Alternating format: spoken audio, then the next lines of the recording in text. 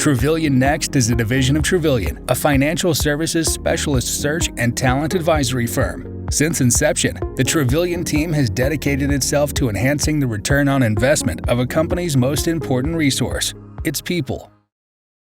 Welcome, everyone. Brian Love, head of Banking and Fintech at Travillian, joined once again by my good old friend, Jeff Cardone, partner at Luse Gorman. How are you, Jeff? How are you, Brian? Great to be here. I'm doing well here down in Fenwick Island. You look like you're having fun. I love it. Yeah. Well, I'd rather be, doing any number of things talking to you, but, what are you going to do? I'm so sorry. Anyway, the sarcasm is fresh this morning. But no, I love checking in with you. We're always talking about the industry, and I know we did this maybe last year. It was very well received. I wanted to invite you back to talk about the community bank landscape. So we'll have a little bit of a lightning round here with about 5 different topics. And so I wanted to start with our first one is probably one of your favorites is M&A. What are you seeing in community bank M&A? What's driving it? What's, kind of pausing it? What are your thoughts? Yeah, that's a great question. Clearly M&A is down. Probably I'd say roughly about 25-30% off the pace of 2021. For the obvious reasons. I think clearly the economic uncertainty that's going on at a macro level. I think bank stock prices, currencies are down, so it's harder to kind of make the math work on traditional, stock transactions. That being said, I think there's been this year a bit of an uptick in more cash related deals. We've seen a huge uptick in credit unions buying banks, investor groups more aggressively pursuing bank charters. But I would say the overall theme, Brian, or sentiment is just kind of wait and see. I think there's a lot of conversations going on. I think the true drivers to M&A are still there, that are going to continue. Certainly the need for scale, the regulatory climate, and succession planning. Those drivers are still going to be there. So I think M&A, kind of once we get past this economic uncertainty, I think you'll see M&A get back to, more traditional levels for where we were, pre-COVID. Yeah, you're just telling me about a piece of M&A where the entire executive team was, we'll say, of retirement age, and that drove the bank to sell, correct? Or at least yeah, that no, and that's a great example. I would say, we've done 100 plus merger transactions over the last 6 years, and I tell this when I do strategic planning sessions with boards. The number one driver for what we see that drives M&A is succession planning or lack thereof. You have aging management teams, aging directors, aging shareholders, particularly for closely held institutions, and that their shareholder base is looking for liquidity, and that leads to sales or even more strategic transactions, merger of equal type deals where you bring in another management team that can kind of take over. So I would say this, and not that there's other factors that impact that, but succession planning to me is the number one driver as to why banks are selling. Yeah, it's interesting. These specific banks, you wonder if 5-7 years ago they had started a more detailed succession planning process, if they'd be in this same spot now. But that's conjecture. So second topic, we'll get back to succession planning because that's obviously near and dear to what we do at Travillian. But our second topic, we were just talking about different hot topics, especially on the regulatory front, because I know that's a lot of what you do at Luse is help advise on the regulatory matters. What's going on the regulatory front right now that's kind of lightning rod? Yeah, I would say the big things going on right now, I think, and we've talked about this before. Anytime you have administration changes, people look at things as liberal versus conservative. It's really, to me, it's really what are the regulators emphasizing? And I think what you're clearly seeing right now is the emphasis is on the consumer. And you're seeing, particularly with M&A, how the regulators are looking at deals. and looking at particularly larger M&A transactions is, can the acquirer, are access to banking being reduced or restricted to certain communities? We're also seeing regulators being more proactive in the fair lending front.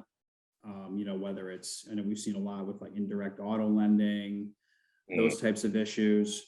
And I would say the other piece of this outside of the bank regulators is also a real uptick with ESG. And you're seeing, the institutional shareholders, the proxy advisory firms, particularly for public companies, being very aggressive and proactive in terms of really trying to enforce, whether it's diversity at the board levels, adequate disclosures related to climate, et cetera. I mean, that's probably, I would say, been the biggest uptick we've seen in the last, year and a half, 2 years. So Jeff, to double back on succession planning from earlier, maybe give me an understanding of what you're seeing successful from your community bank clients on succession planning and diversity. Yeah, and I would say from our client base, to me, the most successful from a succession planning standpoint is, you just need complete buy-in and making it a priority, from the board all the way down to the senior management team.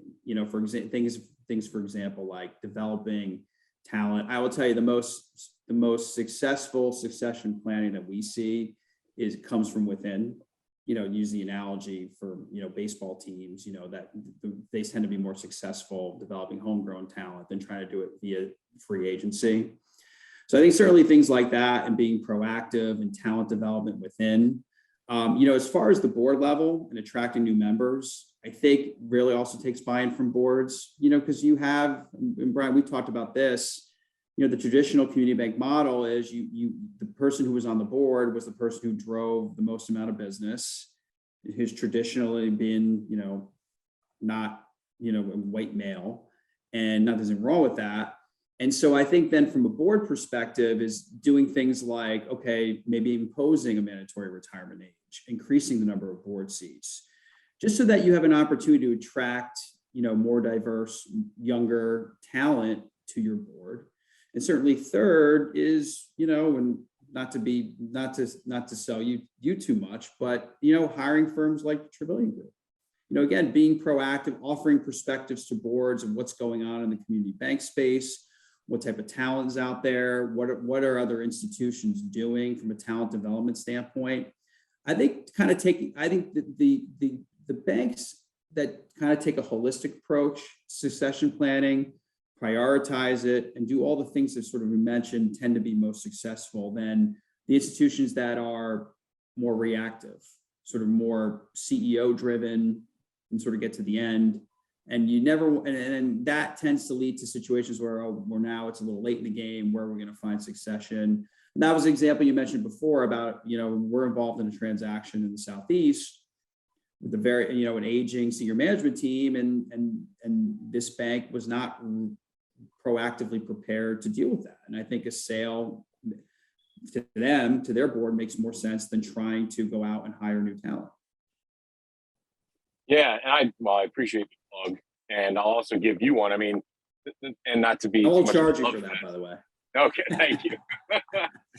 Well, I think with again, without sounding too old here, advisors like Travillian and Luse Gorman really, we're fans of the industry. We want to help banks, stay independent, accomplish their goals, and it's all about long-term vision and relationships. And that's why, whether it's us or other advisors out there, banks, especially on succession, need to open their doors and allow an outside perspective, someone to help them with competency modeling, someone to help them with that, kind of emergency planning. And it takes time because, you have to really kind of endear yourself to the bank strategy. We have to understand the bank's financials and their corporate culture. So these are things that, it's tough. It's like allowing someone to kind of see warts and all, but it pays off. And really at its essence, succession planning is internal recruiting and external recruiting, kind of benchmarking throughout. Your internal staff is assessed, and then external talent is, kind of kept an eye on over months and years. Well, So that's a it's great point. extremely important. It just, when I say a priority, it needs to be regularly discussed at strategic planning sessions. You're right. You're continuously evaluating your talent at all levels, not just CEO or CFO, but the next tier below.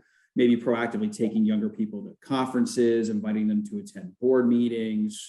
Looking at as I mentioned about at the board level, increasing your size of the board, imposing mandatory retirement age just to get the older directors off. And that's not an easy look. That's challenging. There's politics to that. But again, if you have a holistic buy-in from the institution, that leads, in our view, from a legal perspective, the most success in succession planning type stuff. So Jeff, another point about succession planning we were just talking is, generally in the past, it was housed in a specific place or executed by a specific person at the community bank. But we both agree that's really evolved or needs to evolve. Tell me some of your thoughts about that. Yeah, I mean, I would say traditionally succession planning was either housed or driven by the CEO or HR. And I think what we're seeing now, or what should be happening, is that it really needs to be housed or really driven by the board or the compensation committee. Because again, and kind of looking at going back to the governance piece of succession planning and making sure that it's emphasized by the institution, and to do that successfully, it needs to be at the board level. And I think the institutions where the starting point or the policy is driven by the board and the operation or execution is delivered by the CEO, management team, and HR, tend to be more successful than the traditional route where it was housed or policy was driven by the CEO and the HR department. Yeah, I totally agree. And I was also thinking about, reactive versus proactive. And, banks need to just push and be proactive on succession planning. They need to be. I think we both agree that, a lot of boards we deal with are just more reactionary. What's your take on that, and how can bank boards change? Yeah, I mean, again, it's one of the proactive, to hear the scenario, CEO, CFO gets hit by a bus, who's going to fill those roles for the short term? I mean, banks have those plans, but I think, Brian, to your point, is proactive. And again, I think boards regularly meeting, talking about, talent, looking at the three pillars, the three levels, whether it's the management team, certainly the board level, and the shareholder level, having those conversations, talking to advisors like you, and just having that dialogue. So that way they're ready in case, an unforeseen retirement happens or an unfortunate death at the board level, that the board and the management teams are going to be ready to execute and attract talent at that point in time, and not waiting for that bad event or unforeseen event to happen and then reacting to it. I think that is great importance in terms of succession planning. I agree. And if that person's already kind of in the process, whether they're an external target or an internal player, that cultural, kind of that smooth transition will occur if it's been happening over time. But if it's, oh no, we need a new CEO and CFO, then it's a scary moment. And I think it's real great importance to smaller community banks. Look, and there's limited resources and time. I understand that. I mean, certainly if you're a large, mature public company, in a New York City or New York metropolitan area, as an example, you're going to have a little bit easier time in finding talent than, let's say, if you're out in more rural part of the country. But that said, I mean, but that then, to me, that if I was a board member, is then that puts a greater onus or emphasis on succession planning and being ready. Because it's not like the bank can stop running if your CEO retires or unexpectedly leaves, or a board member retires, CFO, et cetera. You have to be ready and have a plan to execute. Yeah, well, you took the words out of my mouth. You can moonlight as a recruiter anytime you'd like. I swear, anyway, Brian's Jeff, not paying me to say this. So. Yeah, that's right. As I'm reading through my cards, he said, "That's right." Yeah, that I met. Yeah, right. I sent him FedEx last night. Anyway, Jeff, thank you so much for your time. I think we covered a lot of territory. Huge fan of what you and Luse are doing, and can't wait to get you back on here in a few months and get your perspective on the industry. Likewise. Thanks for having me, Brian. Great to be here.